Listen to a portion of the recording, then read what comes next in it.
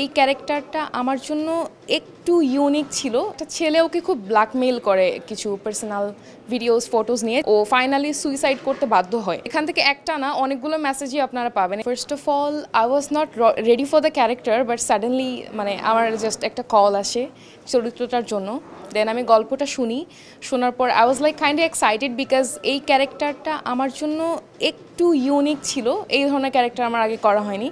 Then I got the script. আমি স্ক্রিপ্টের উপর ওয়ার্কআউট করেছি, অনেক নিজেকে তৈরি করেছি এই ক্যারেক্টারটার জন্য।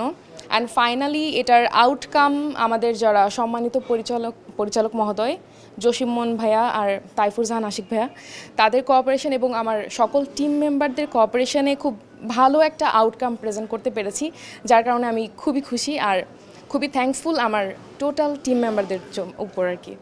আমার চরিত্রের নাম ছিল আফসানা রিমু। সো চরিত্রটা এমন থাকে যে একটা ছেলে ওকে খুব ব্ল্যাকমেইল করে কিছু পার্সোনাল ভিডিওস ফটোস নিয়ে, যারা দেখেছেন তারা জানেন। সো এই একটা গল্পকে কেন্দ্র করে মেয়েটা এমন একটা পর্যায়ে চলে যায় ব্ল্যাকমেইল হতে হতে যে ও ফাইনালি সুইসাইড করতে বাধ্য হয়। বাট এটার পেছনে বা এটার রিলেটেড আরও যত কাহিনী আছে, এই সবগুলো কাহিনী মিলিয়ে বেসিক্যালি এই গল্পটা নির্মিত হয়েছে। আমার যতদূর আমি দেখেছি, তো আমার কাছে এরকম মনে হয়েছে যে আমাদের গল্প থেকে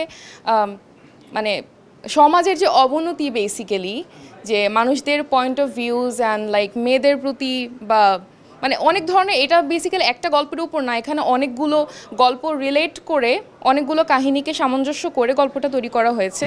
সো এখান থেকে একটা না অনেকগুলো মেসেজই আপনারা পাবেন। এটার জন্য আপনাদেরকে দেখতে হবে ওয়েব ফিল্মটা। কাজের ব্যস্ততা মোটামুটি রিসেন্টলি অনেক বেশি, কারণ 25 সালে একটা টার্গেট নিয়েই নেমেছি যে ভালো কিছু কাজ করেছি লাস্ট, আরও ভালো কিছু করতে চাই। সো ওভাবেই এগিয়ে যাচ্ছি ইনশাআল্লাহ। আর ভ্যালেন্টাইনে আমার আরও একটা ওয়েব ফিল্ম আসতে চলেছে ইনশাআল্লাহ। So I am working for that and hope for the best. দেখা যাক কী হয়।